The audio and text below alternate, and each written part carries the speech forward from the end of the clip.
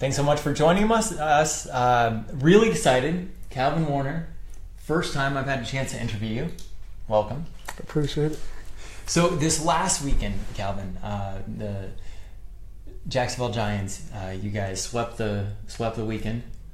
You played the Florida All-Stars. You played the St. Pete Tide. On Saturday, you put up 21 points, 19 boards, and the, I think, 42-point blowout. What was your mind state during that game?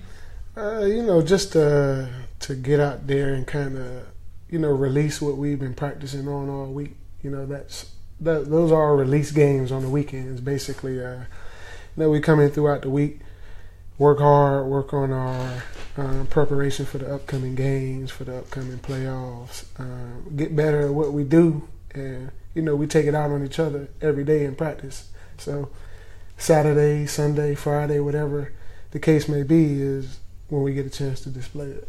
Mm-hmm. I don't think a lot of people are aware of how often the Giants, how often you guys are practicing. Right, it's nearly every day that there's practices if there's not games. Yeah, pretty much. I mean, we have our rest days, our recovery days, but for the most part, we practice every day. And then outside of that, I mean, you got your own time as far as you're working out, your weightlifting, your conditioning, whatever the case may be. But we work hard. Who in the Giants, when you're going at it on practice, do you get matched up against the most, and who is the hardest guard for you? Who do I get matched up with the most? I'd probably say Elijah Smith. Yeah, probably. Mm-hmm. We're usually always on opposite teams, and it's probably one of our better matchups if we're both playing the power forward on our teams. The hardest guard for me, I'd probably have to say Rodney. Yeah. He's so slim. Mm-hmm. He's quick. It's just, sometimes when people look at him, they probably underestimate him because he's so slim to be a post player. But he has really quick hands and he's very active. So to me, he keeps me on the go. And you get different things, different looks from different people, and that's just one of the looks that he gives me as a player. I've seen you and Gerard Tucker go at it and shoot around.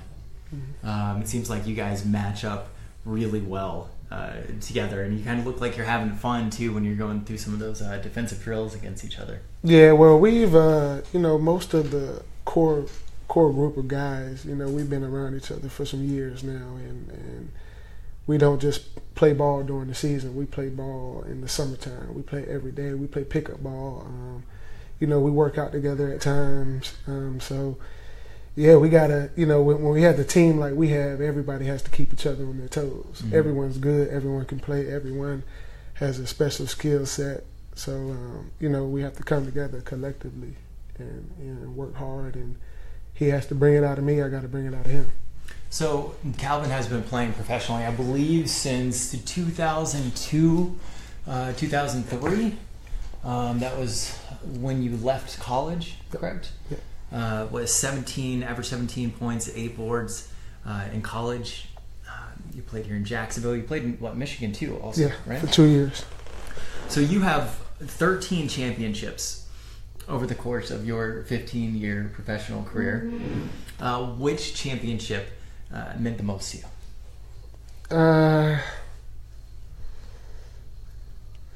I'll probably say maybe my first one. Mm-hmm. That came within actually one of my first years overseas in Iran. So I guess it was just something new to me. And then outside of that, they just started coming along. I've always kind of been blessed to be on good teams. Not to say I'm responsible. I'm so responsible for every championship, but I've been on some pretty great teams. I've been the all-star on some of them, and I've been, a reserve on some of them. So, it was just a lot of experience that comes with it. So when you've been around it for so long and have so much of it, it kind of puts a different perspective of your mind and kind of like when I was growing up, and I think the same way for a lot of people, you think about scoring a lot. And that's how I was early, especially early in my career. I just, I concentrated a lot on scoring. And then it took me some years to get under my belt to where then I started focusing more on defense. And, a lot of times that comes from being on championship teams and learning from different coaches, learning from different teammates and players. And then you just got to put it all together, and that's your career. So what makes a good defender in your eyes then? Is it good one-on-one? Is it a good defender, a good team defender? Is it being a good helper, being aware of when your teammates need help, or really just concentrating on you? Well, I think it starts with heart. Mm-hmm. First and foremost, you have to want to do it, and that's where a lot of the most greater defenders come from. They just have the will. They might not be the best player, but they have the will and the want to do it, and they stand out in what they're doing. I don't think it's one thing that one person has to do to be a great defender. I could be a great shot blocker. You could be a great on-ball defender. We're both good defenders. I do one thing, you do another, or you can do a little bit of everything. So it's the same way with offense. You got some people who can just shoot, but they're great at what they do. Then you got some post players that could just dunk. So they can both be good offensive players, but everyone has their own style, their different way of how things go and what makes them great at what they do.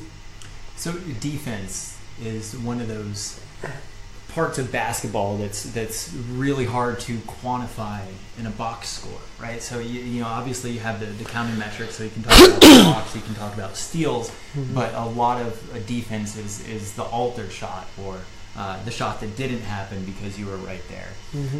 That being said, in our win against Baltimore last year in the playoffs, you had 2 blocks in the final 30 seconds of the game that culminated in the W for the Jacksonville Giants. What was your mindset during that? At that point in time, in the situation we were in, it was just get the win by any means necessary. Like, do what you got to do, and that's what it comes down to on the court. It doesn't matter if you played 30 minutes. It doesn't matter if you played 10 minutes. If I need you to get in for that final 2 minutes and that's all you played, like, I need you to dive for that loose ball if you got to dive for it. It's just, that's what comes with, being on the team. You just got to give it your all, give them everything you can. So then, at the end of the night when you walk off the floor, you give everything you got. Even if it was, only 2 or 3 minutes here and there, you went in there for those 2 or 3 minutes. You gave somebody a rest, and you did your job. That was all that was asked of you that night. So get in there for 2 minutes and look good. Go hard. So we've had we're at 15-1 this season. One loss to the Orlando Waves, in which you guys have a chance to protect home court on February 17th at Veterans Memorial Arena. But with that one loss, the Giants have had a ton of blowout victories. The weekend before last, you guys beat the Hawks by a combined 160 points, I think it was. A couple of 40, 50-point victories this last weekend. What have you thought about the season as a whole? What's really stood out to you?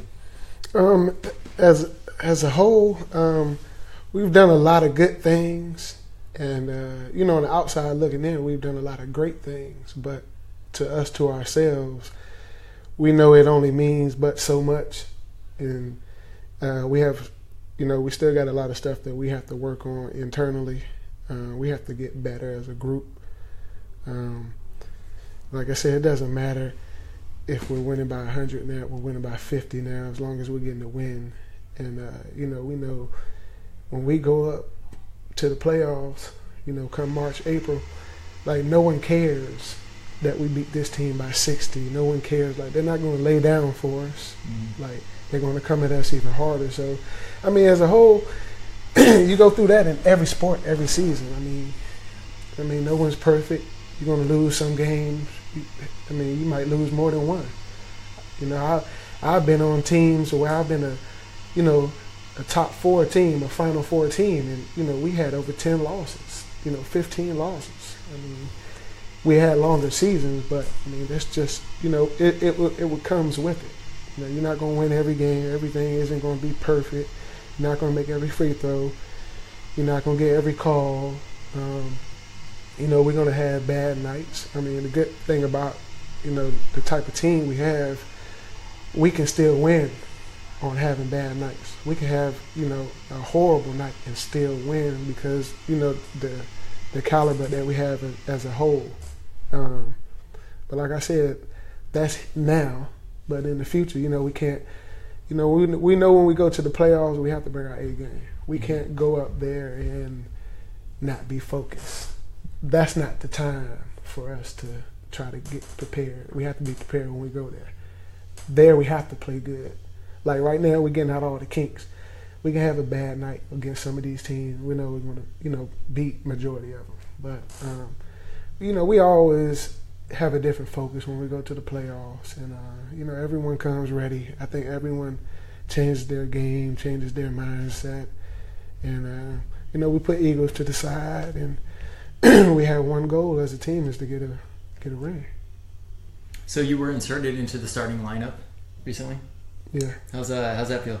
I mean, it's fine. Like, I mean, all the guys. Oh, know. Come on, brush your shoulders off a little bit. Right? It's nice to start, isn't it? I mean, it is, but I mean, the guys know me and know how I am, man. Like, I'm an anything for the team type of guy. So like, it doesn't really matter to me, whether I'm starting or not. Like, all the guys that's coming off the bench are starters too. It's just the way this team goes, somebody's already there. But if they were on any other team, they'd be starters. So it's not that big of a deal. I don't think any of the other players look at it like that. It doesn't mean anyone is better than anybody. It's just that's how we starting off the game. We might finish different. Mm-hmm. I mean, it doesn't really matter to me. Whatever they choose to do is, when I came off the bench, I did it. When I'm starting, I'm going to do it. So if they put me back on the bench, it's no big deal. As a basketball player, would you rather start a game or finish a game? That's a tough, that's a tough question because both of them are very important. Of course, I'm gonna have to go with being a starter because that's just what I've been my whole life, my whole career. But I've always been a finisher too. It doesn't matter. Mm-hmm. It doesn't matter because, like I say, you got some guys that may only play 10 minutes, but they may go in and kick butt for those 10 minutes. So you can't, leave them out if they didn't finish the game or they didn't start. They still contributed in the middle somewhere, somehow. So I don't know. I don't really look at things like that. Like, it doesn't matter. You got to go out and do your job. It doesn't matter if you start, finish. It doesn't matter. So the Giants recently added Jeremiah Hill. Mm-hmm. How has it been playing with him? Because I got to tell you, his play took me by surprise. The first couple of games, I was like, "Wow, this kid can ball." I had no idea he was that good. That's what type of player he is, and he's going to take you guys by storm. Like, I've been watching him play, for a while. So you weren't surprised? I wasn't surprised. I've been watching him. I've seen him before it was organized. I've seen him playing pickup ball and street ball. We play together, so he's a very exciting young player. Mm-hmm. Sky's the limit for him.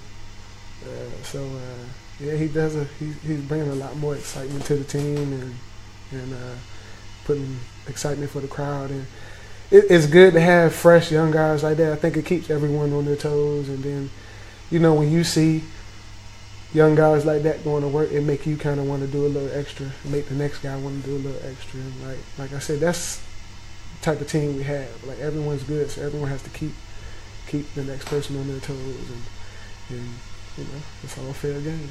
And it made a slight adjustment to the starting lineup as well because his play was so strong, and the coach really wanted to get some extra play for him, so it slid Bernard Nugent into that combo guard role.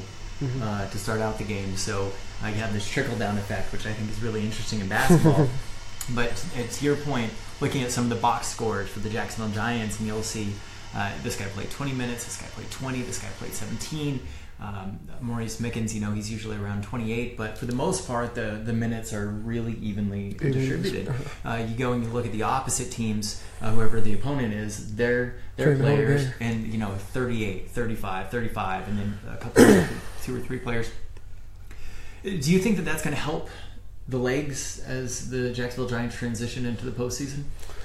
Yeah, it's always going to help. Yeah, I think it helps more so to keep, like I said, keep everyone focused, keep everyone ready. It's just letting you know that any given night could be your night. Like, who knows if I'll play 20 minutes tonight? I might play 30 tomorrow. I might play 15 the next day. But I got to be ready. I got to be prepared. So no one ever knows. We don't have a game plan. Like, nothing is really traditional. Like, the starting lineup could be switched tomorrow, but we got to go out there and play. Like, it doesn't matter if your number's being called tonight. We do it. If it's not, so. So what is your? I'm trying to figure out exactly how to formulate this question. What's your? If you could get the ball one way, do you want to set the pick and then roll? Do you want to be, ISO'd out? Do you prefer to have it lobbed to you? You want to do a little bit of post play under the basket? How do you want to get the ball if you could get one time during the game? If I can get it one time, I'll probably like a nice lob. Mm-hmm. Yeah, mm-hmm. like get me excited, get my guard excited, or whoever throwing it to me, get the crowd excited. Other than that, I just play the game how it comes. It doesn't really matter. I've been in all the situations before, but I probably like to get a nice lob. Yeah. There was back in the game at UNF that you guys played, there was like a 2-minute stretch where I think it was 4 alley-oops in a row, and I was just thinking, oh, this is mean. Well, sometimes when you catch us on one of those nights, man, we have such an athletic team, and we have moments to where we're really in the mood of sharing the ball, and it's like to the point to where we're going to overpass just to look good out there. And like I said, we have the moments, like we're having fun, and that's sometimes our boost that takes us up to that 20 or to that 30 or to that 40-point lead. And when you see out there and you see this guy just dunked on somebody, and it's just, it gives us a little bit more, a little power, a little energy. Mm-hmm. And it's, we seeing the next person do good, and like I feed off that. I'm a little older than a lot of other guys, but like I feed off of watching other players succeed and do well, and especially when things might not be going as well for them, to see them kind of like work out of that. That's what I like to see. So, we can kind of show that throughout these games sometimes. Mm-hmm.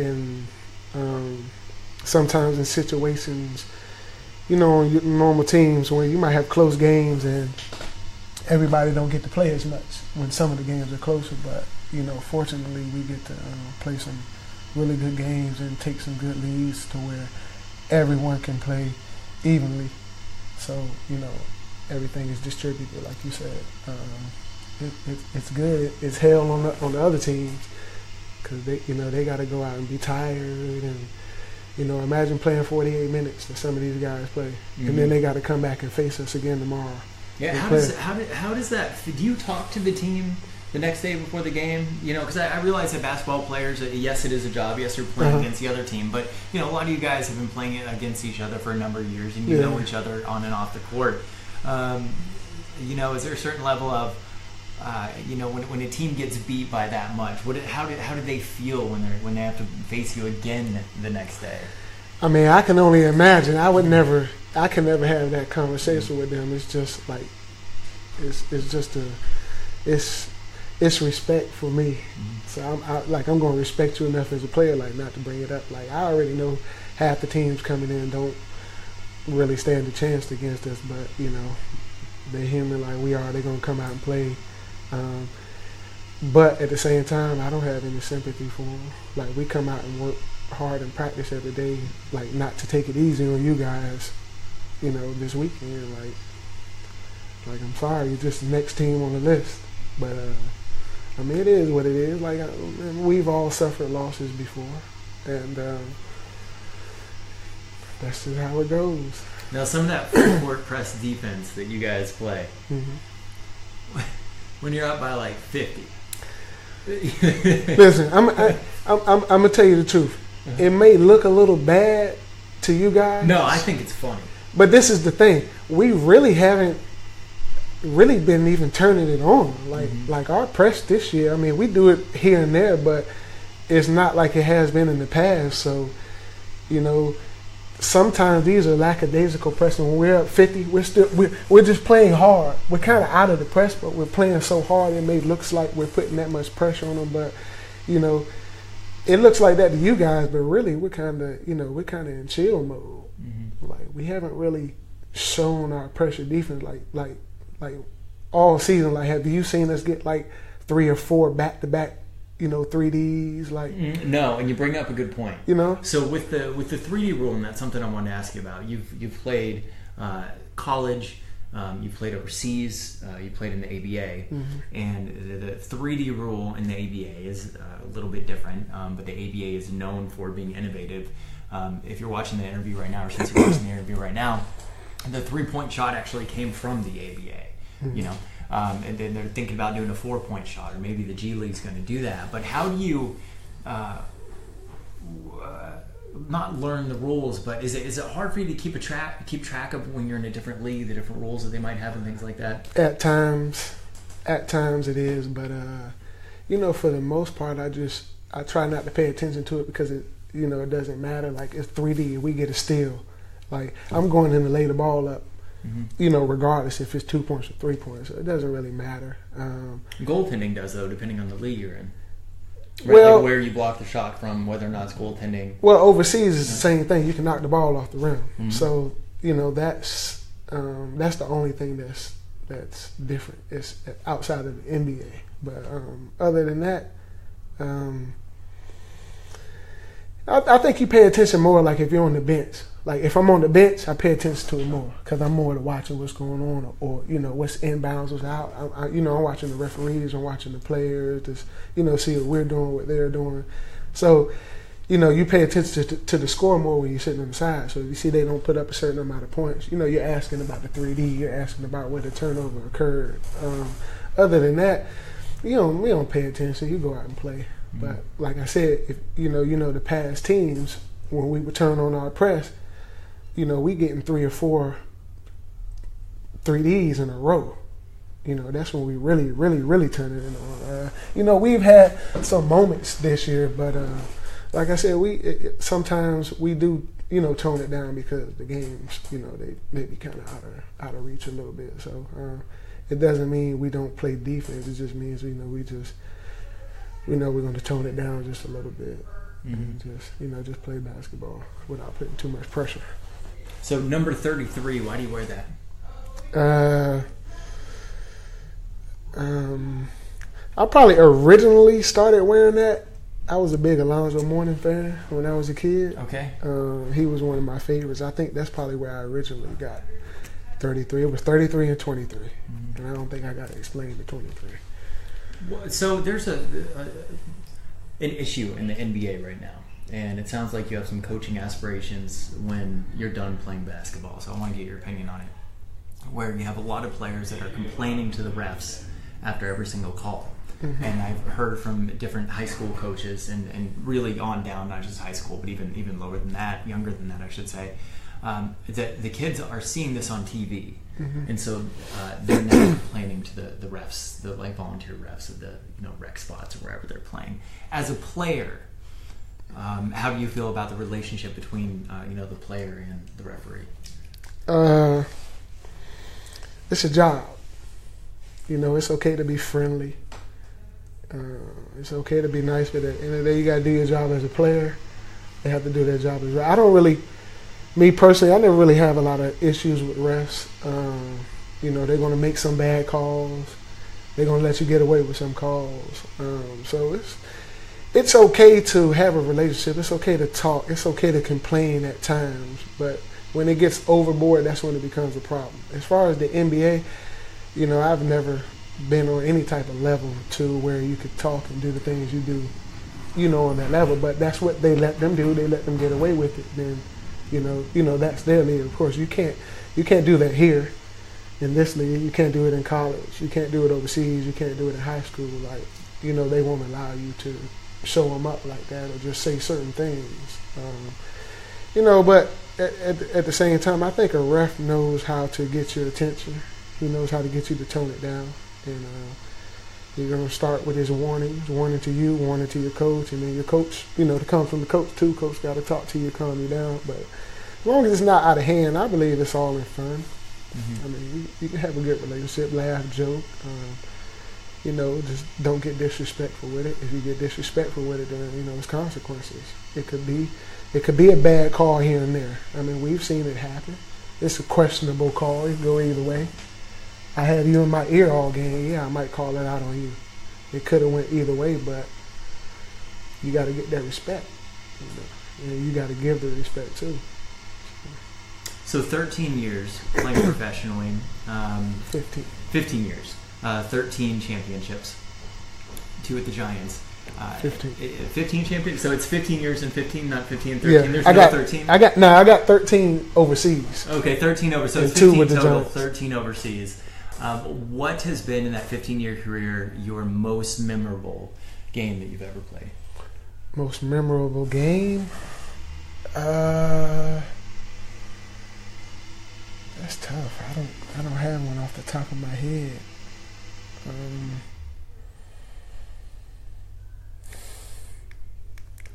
I don't really have a favorite game. I was hoping you were going to say the one with the 2 blocks in the last 30 seconds. It's so crazy because I don't remember that game so much. Everyone always tells me about it and what I did, but it's just like I say, I'm so in tune to the game. I didn't even really pay attention to what I did or the time. I just knew we were scrambling around. We didn't have a really great tournament. We pulled together, but we had some flaws here and there. We started up some games, and then they came back, so we had to fight our way. So at that point in time, when you're in the court, it's like, man, we just playing. I'm trying to, if I'm in a mode like this, it's like if he got the ball, I might be over here. If they swing it, I'm kind of looking everywhere. So I really wasn't paying attention to, oh, you got the game winning block or this and that and that. I mean, it's when you're in that moment. It's like I didn't even see. I don't even remember the plays. I don't remember what happened. Mm-hmm. I didn't know that I saved the day. I heard it quite a few times, but I didn't look at it like that. So, like I say, I look at it because Reese might have came down and hit the 3-pointer that put us up. Mm-hmm. Just to play before. So, like that might stick out to me more than what I did. So, you ever go to the park and just embarrass people? No, there's no fun in that. Because I'll play over at the Y or whatever. I play at the Y, and I'll walk in and I'll see people dunking, and I'm like, nah. Yeah, see now I'll play at the Y, but I'm not going to be doing it. This the thing, man. Like I like to play, I like to have fun. Uh-huh. So like I don't like to go out and try to like embarrass anybody or play. To show people that I play pro ball or this and that. Like I'm going out there to have fun. Like, I'll come out there and pick you on my team and pass you the ball every time. Like I'll notice it too because the good players they'll play down to the competition at the Y. Well, you don't want. Well, this is the thing too. You don't want to go out there like you're out there trying to show out, and that's when people all they're gonna do is talk about you like. You're going to come in here and show out on these guys. They aren't even real players, and they're right. Mm-hmm. So, like, why are you trying to come in here and embarrass some people that are just coming out for exercise? Like, just go out and have fun with them. Mm-hmm. That's the case. But I'm not going to be trash talking and, like, for what? Like, I'm coming out here to have, like, we're in the YMCA. Well, just do it one time for me. Just and record it if you don't mind. I want to see it personally. So, before we get you out of here, February 17th, Saturday, Veterans Memorial Arena, the Jacksonville Giants take on the Orlando Waves, which is the only loss that you guys have had the entire season. Knowing that, are you going into it with a different mindset as the team as a whole? Obviously, you have the game this Saturday down in St. Augustine first, so I know you don't like to look 2 games ahead, but is there a different mindset going into it? No, I don't. I mean, of course. I mean, I say that now because, like I said, we coming in every day with a mindset to focus. Our mindset is on the road to the championship, so it doesn't matter who's in the way. But of course, we're going to come in and preparing every week like we have been, and getting even more prepared because the playoffs are coming up soon. But I'm sure things will change next week or whatever, the days leading up to the game. Somebody might say something here and there, people get to talking, and then it'll come into a more competitive thing. But we're going out there to try to whoop them, regardless if we would have beat them the first time. We're still going out with the mindset. Like I said, we just got to go stay focused and go do our jobs, and the rest will play itself out. Mm-hmm. Well, thanks so much for the interview, Calvin. I hope this season leads to your 16th championship. The Jacksonville Giants play this coming Saturday, February 17th at Veterans Memorial Arena as we take on the Orlando Waves.